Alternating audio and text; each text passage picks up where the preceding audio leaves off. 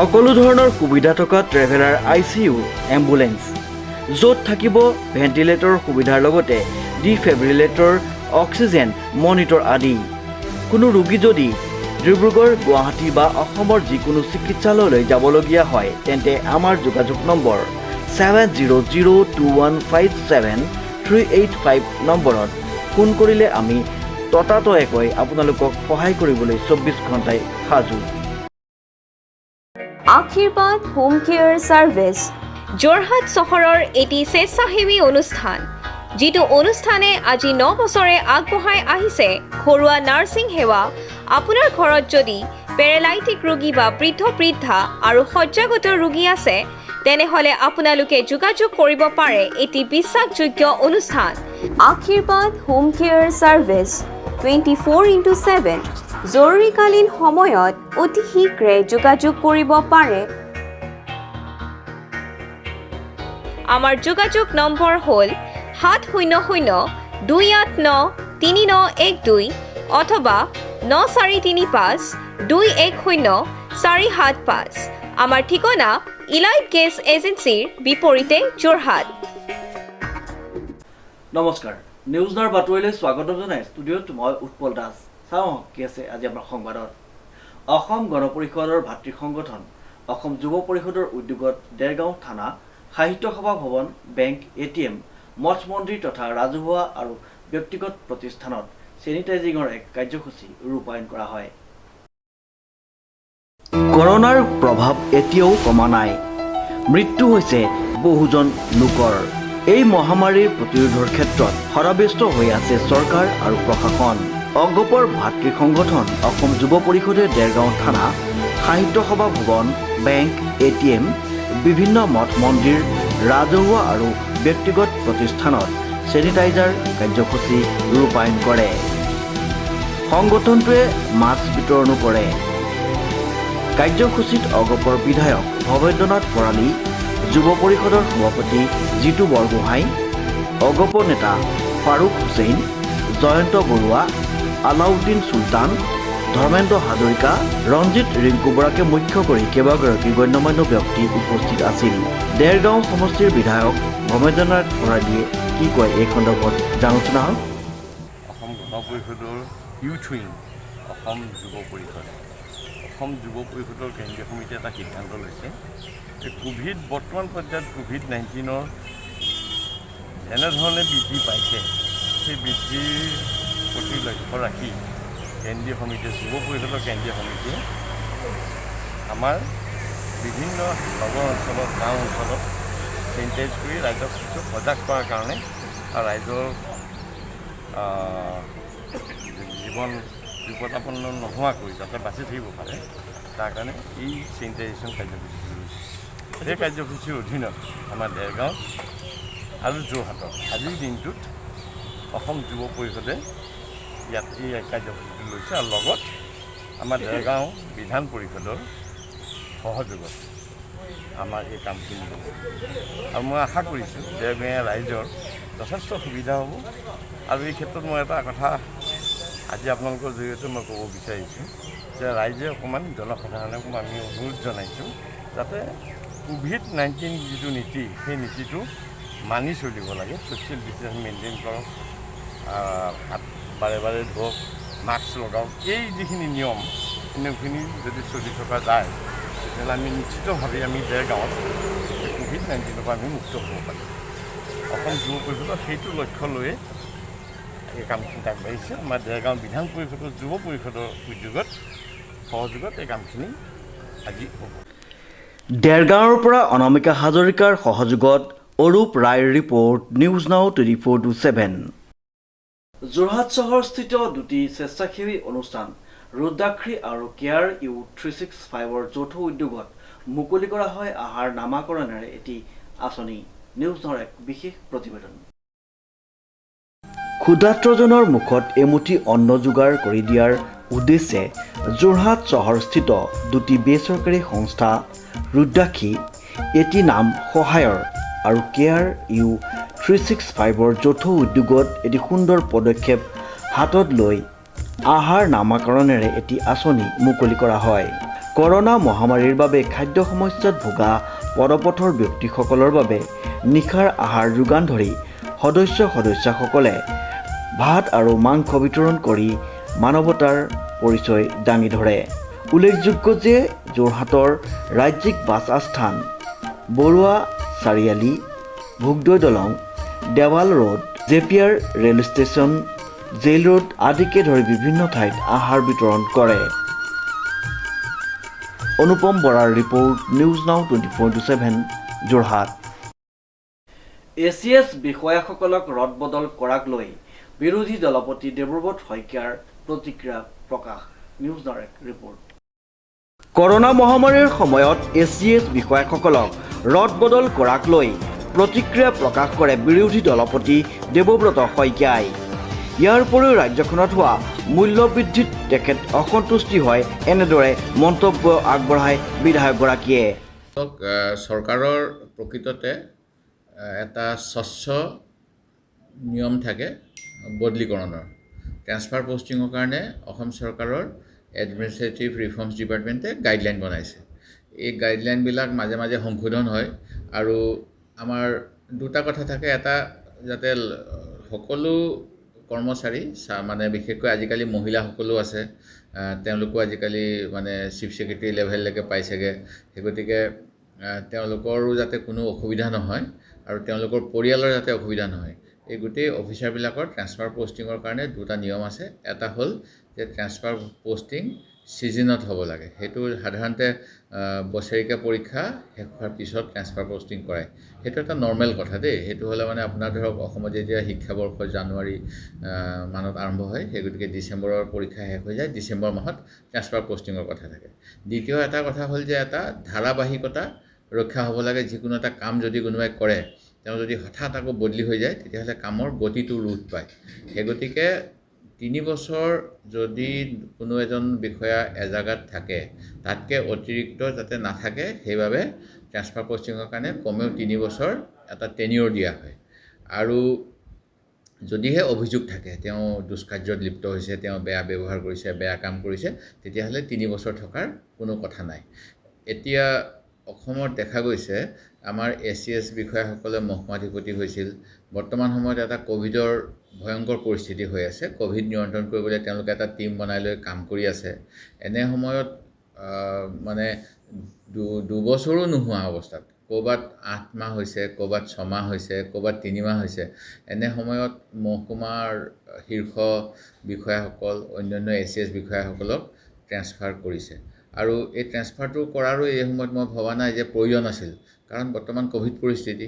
দ্বিতীয়তে এই চৰকাৰখন পূৰ্বৰ সৰ্বানন্দ সোণোৱাল চৰকাৰখন বিজেপি দলৰ আছিলে। সেই গতিকে এইখনো বিজেপি চৰকাৰ বোলে নহয়, বোলে আগৰ চৰকাৰখনৰ আনুগত্য নাথাকিব পাৰে, সেই গতিকে কংগ্ৰেছৰ চৰকাৰ বা আমি বিজেপিয়ে লৈছোঁ, সেই গতিকে বিশ্বস্ত অফিচাৰ আনি ল'ম, এনেকুৱা ধৰণৰ কথা ভাবে বহুতে। সেই গতিকে এইটো কিন্তু সেইটোও মানে কোনো প্ৰয়োজনীয়তা নাছিল। সেই গতিকে এনেধৰণে ট্ৰেন্সফাৰ কৰাটো বৰ্তমান সময়ত এই চৰকাৰৰ এটা উচিত সিদ্ধান্ত নহয়। চৰকাৰখনে কৰোণাৰ সময়ত চৰকাৰখনে এই সিদ্ধান্ত পুনৰ বিবেচনা কৰিব লাগে, এইটো মোৰ দাবী। কাৰণ বৰ্তমান সময়ত যদিহে ক'ৰবাত স্কুলত গৈছে বা স্কুলত নগ'লেও ল'ৰা ছোৱালী লৈ পেলাই কোনোবা এখন স্কুলত এডমিশ্যন দিছে, এনেকৈ মিডিল অফ দি ছিজনত দিয়াটো চৰকাৰৰ আইনৰ পৰিপন্থী। এইটো এটা আমাৰ নিয়ম বনাই থৈছে। দ্বিতীয়তে 2 বছৰ বা 3 বছৰ নহ'লেতো তেওঁলোকক ট্ৰেন্সফাৰ কৰিব নালাগে বুলি এডমিনিষ্ট্ৰেটিভ ৰিফৰ্মছৰ এটা প্ৰতিবেদন আছে। সেই গতিকে এইখিনি কিয় কৰা হ'ল, সেইটো আচৰিত কথা। ইয়াৰ মই চৰকাৰৰ সিদ্ধান্ত পুনৰ বিবেচনা কৰিবলৈ দাবী জনাইছোঁ। নাজিৰাৰ পৰা ৰূপম শইকীয়াৰ ৰিপৰ্ট, নিউজ নাও 24/7। 23 মে দেওবাৰে যোৰহাট চহৰস্থিত মানুহৰ বাবে নামৰ এটি মানৱ দৰদী গোটৰ প্ৰচেষ্টাত সৰ্বাইবন্ধা পাইপলাইনৰ 50 ঘৰ দৰিদ্ৰ পৰিয়ালক প্ৰায় 1 সপ্তাহৰ বাবে যোগান ধৰা হয় খাদ্য সামগ্ৰীৰ একোটাকৈ টোপোলা। দেৰগাঁও সমষ্টিৰ অন্তৰ্গত সবাইবন্ধা পাইপলাইনৰ 50 ঘৰ দৰিদ্ৰ পৰিয়ালক প্ৰায় 1 সপ্তাহৰ জোৰা খাদ্য সামগ্ৰী যোগান ধৰা হয় মানুহৰ বাবে নামে এটি গোটে। উল্লেখযোগ্য যে যোৰহাটৰ কেইজনমান উদীয়মান যুৱক যুৱতীৰ উদ্যোগত তথা দেৰগাঁও সমষ্টিৰ বিধায়ক ভৱেন্দ্ৰনাথ ভৰালীৰ সৌজন্যত বিতৰণ কৰা হয় উক্ত খাদ্য সামগ্ৰী। ৰাইজে নখ জোকাৰিলে নৈ বয়। মানৱ জীৱনৰ এই জটিল সন্ধিক্ষণত কৰোনা মহামাৰীৰ সন্ত্ৰাসত আজি মানৱ জীৱন সম্পূৰ্ণৰূপে বিপদাপন্ন হৈ পৰিছে। কঠোৰ নীতি নিৰ্দেশনাৰ মাজত ব্যৱসায় বাণিজ্য হৈ পৰিছে অচল। দিন হাজিৰা কৰি পৰিয়াল পোহপাল দিয়া ব্যক্তিসকল পৰিছে ভয়ংকৰ বিপদত।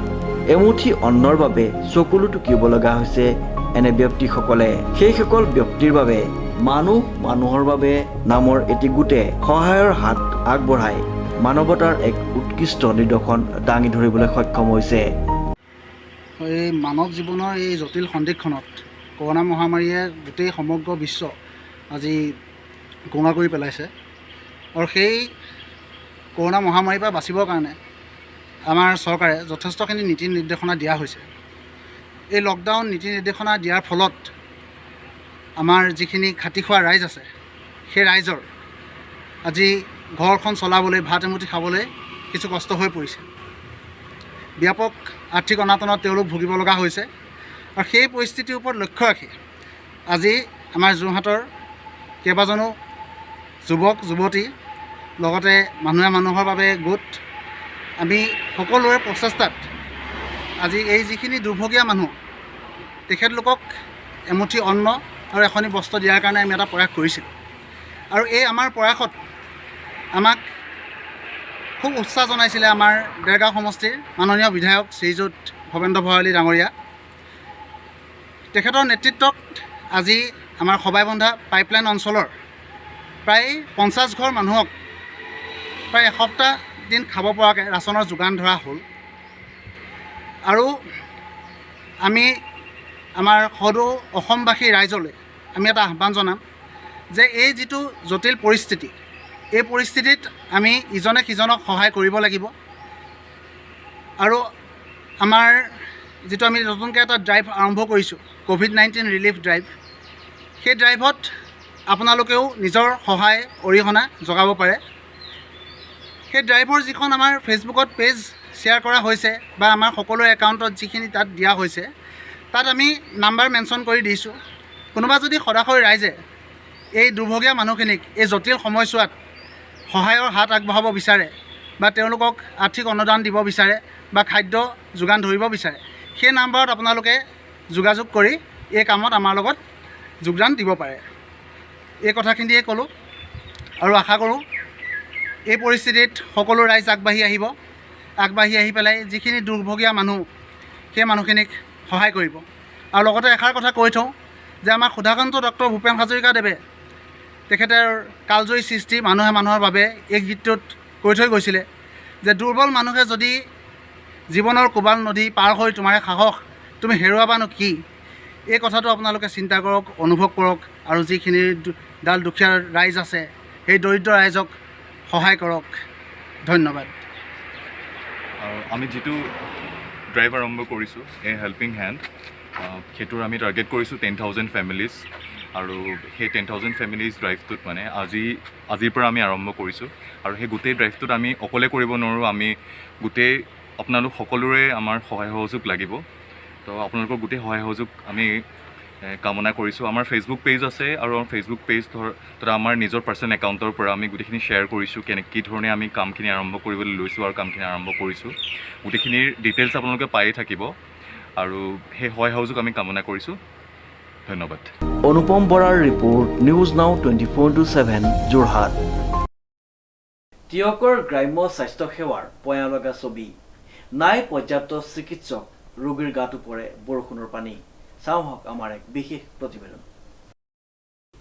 COVID-19 মহামাৰীয়ে যি সময়ত সমগ্ৰ ভাৰতবৰ্ষৰ লগতে সমান্তৰালকৈ ৰাজ্যতো বিভীষিকা আনিছে, দেশৰ কেইবাখনো ৰাজ্যত লকডাউন দিব লগা হৈছে, সেই সময়তে অসমতো ক্ৰমাৎ গণসংক্ৰমণ আৰম্ভ হৈছে। ৰাজ্যৰ নগৰ অঞ্চলৰ সমান্তৰালভাৱে গ্ৰাম্য অঞ্চল আৰু চাহ বাগিচা অঞ্চলতো ক্ৰমাৎ গতি লৈছে গণসংক্ৰমণে। সেইলৈ ৰাজ্যৰ গ্ৰাম্য স্বাস্থ্যসেৱা কিমান সবল সেই বিষয়ে আজি আমি আপোনালোকক দেখুৱাম। এইখন হৈছে তিয়কৰ অন্যতম স্বাস্থ্যকেন্দ্ৰ তিয়ক FRU, যিখন চিকিৎসালয় হৈছে বৃহত্তৰ তিয়কৰ গ্ৰাম্য স্বাস্থ্য সেৱাৰ অন্যতম কেন্দ্ৰ। কিন্তু চিকিৎসালয়খনৰ দুৰ্বল আন্তঃগাঁথনি, পৰ্যাপ্ত চিকিৎসকৰ অভাৱৰ কথা স্পষ্টভাৱে প্ৰকাশ কৰে চিকিৎসালয়খনৰ ভাৰপ্ৰাপ্ত চিকিৎসকগৰাকীয়ে। আমি সকলো ৰোগীৰ কাৰণে ইয়াত ৰেটৰ ব্যৱস্থা কৰিছোঁ, মানে ৰেপিড টেষ্টৰ ব্যৱস্থা কৰিছোঁ। আৰু সেই পৰীক্ষাৰ ওপৰত নিৰ্ভৰ কৰি পজিটিভ নিগেটিভিটিৰ ওপৰত নিৰ্ভৰ কৰি আমি পেচেণ্টসকলক সেইমতে ব্যৱস্থা কৰিছোঁ। যিসকল অলপ কম বয়সৰ পজিটিভ ওলাইছে বা চিমটমছ কম, তেখেতসকলক আমি হোম কোৱাৰেণ্টাইনৰ ব্যৱস্থা কৰিছোঁ। আৰু যিসকল বেছি বয়সীয়া তেখেতসকলক আমি ক'ভিড কেয়াৰ চেণ্টাৰ নাইবা যোৰহাট মেডিকেল কলেজলৈ 108ৰ সেৱাৰ যোগেদি পঠিয়াইছোঁ। আৰু মই সকলোকে আহ্বান জনাওঁ, সকলোকে যি ধৰণে সংক্ৰমণ ঘটিছে, গণসংক্ৰমণ ঘটিছে, কিছুমান মানুহৰ চিমটমছ থাকিও সেইধৰণে ঘূৰি ফুৰিছে, কোনো ধৰণৰ ৰেট টেষ্ট কৰা নাই, তেখেতসকলে অন্যক সংক্ৰমণটো বিয়পাই ফুৰিছে। গতিকে মই সকলোকে আহ্বান জনাওঁ, সকলোকে ইয়াত যিহেতু আমাৰ এই ব্যৱস্থা আছে, সকলোৱে আহি ইয়াত ৰেট টেষ্ট কৰকহি আৰু সেইমতে তেওঁলোকে উপযুক্ত ব্যৱস্থা কৰিম। আৰু এইটো যিটো আপোনাৰ মানে দেখা গৈছে, যিহেতু ভিতৰত পানী পৰিছে, এইটো কি ক'ব, কেনেকুৱা ধৰণৰ আচলতে পানী পৰিছে? মই যেতিয়া কাৰ্যভাৰ গ্ৰহণ কৰিছিলোঁ তেতিয়া OPDৰ ভিতৰত সেইখিনিতে পানী পৰিছিলে। মই যিমান দূৰ মোৰ চেষ্টাৰে মই টিঙৰ ওপৰতে টিং মাৰি ফুটাবোৰ মাৰিবলৈ চেষ্টা কৰিছিলোঁ, কিন্তু এনেকুৱা হৈছে কিছুমানৰ চৌকত নাই, গতিকে কোনো মানুহ উঠিবলৈ মানে নিবিচাৰে পৰি যোৱাৰ ভয়ত, আৰু টিং নাই, গতিকে সেইখিনি একো কৰিব পৰা নাই। দুটা ৰুমৰ একেবাৰে চৌকাঠ আৰু চিলিং নাই, মানে টিং নাই, আৰু লেবাৰ ৰুমত পানী পৰে আৰু ৱাৰ্ডত পানী পৰে। গতিকে মই বৰ আচলতে অসহায় হৈ পৰিছোঁ। আৰু মানে এইটো দেওবাৰ দিনা মহোদয় আহিছিলে, বিধায়িকা মহোদয়ে, তেখেতক আমি এই কথাটো অৱগত কৰাইছোঁ। তেখেতে সোনকালে কিবা এটা ব্যৱস্থা কৰিম বুলি কৈছে। আৰু মই চৰকাৰক, স্বাস্থ্য বিভাগক আহ্বান জনাইছোঁ, তেখেতসকলে আমাক এই বিপদৰ পৰা উদ্ধাৰ কৰক। মই বৰ অসহায় হৈ পৰিছোঁ। এতিয়া মন কৰক এই ছবিখনলৈ। বৰষুণৰ বতৰত ৰোগীৰ গাত পানী পৰাৰ দৰে দুৰ্বল আন্তঃগাঁথনিয়ে অসমৰ স্বাস্থ্য বিভাগৰ ভয়ালগা স্বৰূপটো বাৰুকৈ প্ৰকাশ কৰিছে। মন কৰক কেনেকৈ কৰ্মচাৰীসকলে বাল্টি আৰু চৰিয়াত টিঙৰ পৰা টুপটুপকৈ পৰি থকা পানীসমূহ ধৰিব লগা হৈছে। কংকনজ্যোতি শৰ্মাৰ ৰিপৰ্ট, নিউজ নাও 24/7 যোৰহাট। মৰাণত সোণাৰু, কৃষ্ণচূড়া আৰু ৰাধাচূড়াই পাতিছে ৰঙীন ফুলৰ মেলা। আমাৰ মৰাণৰ সাংবাদিক ৰাজু মিশ্ৰই যুগুতোৱা এক প্ৰতিবেদন উপভোগ কৰোঁ আহক। ৰাজ্যত এতিয়া দ্ৰুতগতিত বৃদ্ধি পাইছে কৰোনাৰ সংক্ৰমণ। কৰোনাক প্ৰতিহত কৰিবলৈ ঘোষণা কৰা বিভিন্ন নিৰ্দেশনা মানৱ জাতিয়ে উলংঘা কৰিছে যদিও প্ৰকৃতিয়ে উলংঘা কৰা নাই চিৰাচৰিত নিয়ম। পৃথিৱীৰ অসুখৰ মাজতে প্ৰকৃতিৰ বিনন্দীয়া ৰূপে এতিয়া জাতিষ্কাৰ কৰি তুলিছে বসুন্ধৰাৰ বুকু। চৌদিশে এতিয়া সোণাৰু, কৃষ্ণচূড়া আৰু ৰাধাচূড়াই হাত বাউল দি মাতিছে। কৃষ্ণচূড়া, ৰাধাচূড়াৰ বাউলী বতাহত উন্মনা হৈ পৰিছে সকলো। সোণাৰুৰ হালধীয়া ফুলবোৰেও যেন হাঁহি উঠিছে। চৌদিশে এতিয়া প্ৰেমৰ ৰঙত মতলীয়া। আকাশ উজ্বলাই হেঁপাহেৰে ফুলিছে সোণাৰু, কৃষ্ণচূড়া, ৰাধাচূড়া। যেনিয়েই চকু ফুৰাই তেনিয়েই চকু চাট মাৰি ধৰা ৰঙৰ সমাহাৰ। প্ৰকৃতিৰ এই বিনন্দীয়া ৰূপ দেখিয়েই মানৱ জাতিৰ দুৰ্যোগৰ সময়তো হয়তো কোনো কবিয়ে লিখিছে প্ৰেমৰ কবিতা। বৰ্তমান সময়ত গোটেই আমাৰ ৰাজ্য তথা দেশতে ক'ভিডৰ যি ভয়াৱহ পৰিস্থিতি, আচলতে ইয়াৰ তুলনাত আমি দেখিছোঁ যে প্ৰাকৃতিক যি আমাৰ বিনন্দীয় দৃশ্য আজি দেখিবলৈ পোৱা গৈছে, প্ৰকৃতিৰ যি ৰূপ আপুনি চাৰিওদিশে যদি চায়, কৃষ্ণচূড়া, ৰাধাচূড়া বা সকলোবিলাক মানে এতিয়া ফুল যিবিলাক বাৰিষা কালত ফুলে, সকলোবিলাক ফুলেই বৰ্তমান এটা সুন্দৰ প্ৰকৃতি আচলতে ভৰপূৰ কৰি তুলিছে। আৰু এই সঁচাই এটা নিশ্চয়কৈ উল্লেখ কৰিব লাগিব যে মানৱ জাতিয়ে বিভিন্ন সময়ত আচলতে বন ধ্বংসযজ্ঞত লিপ্ত থাকে একাংশ লোক, কিন্তু তাৰ পৰিপ্ৰেক্ষিতত আজি প্ৰকৃতিৰ যি তেখেতসকলৰ ৰূপ আচলতে সেই ৰূপটো প্ৰকাশ পাইছে। গতিকে ই সঁচাই আমাৰ এই ক'ভিডৰ ভয়াৱহ পৰিস্থিতিৰ মাজতো এক আনন্দৰ জোৱাৰ। মৰাণৰ পৰা ৰাজু মিশ্ৰৰ ৰিপৰ্ট, নিউজ নাও 24/7। বাতৰি শেষ হোৱাৰ আগতে জানি লওঁ আহক আজিৰ দিনটোৰ বতৰৰ বতৰা। আজিৰ দিনটোৰ সৰ্বোচ্চ তাপমাত্ৰা আছিল 27 ডিগ্ৰী চেলচিয়াছ আৰু সৰ্বনিম্ন 14 ডিগ্ৰী চেলচিয়াছ। ইয়াৰ লগতে বতৰ আংশিকভাৱে ডাৱৰীয়া হৈ থাকি দুই এজাক পাতলীয়াৰ পৰা ঘন বৰষুণ অহাৰ সম্ভাৱনা। নিউজৰ বাতৰিত আজিলৈ মানে বিভিন্ন বা বাতৰিৰ অনুষ্ঠানৰ চাই থাকিব নিউজ নাও 24/7। ধন্যবাদ। ৰিপশ্ৰী লেডিজ থেৰাপি আৰু চেহনাজ ট্ৰেইনিং চেণ্টাৰ সকলোৰে বিশ্বাসযোগ্য এটি সৌন্দৰ্য চৰ্চাৰ নিৰ্ভৰযোগ্য প্ৰতিষ্ঠান। আমাৰ ঠিকনা কটকী পুখুৰী এটি ৰোড ষ্টেট বেংকৰ কাষত।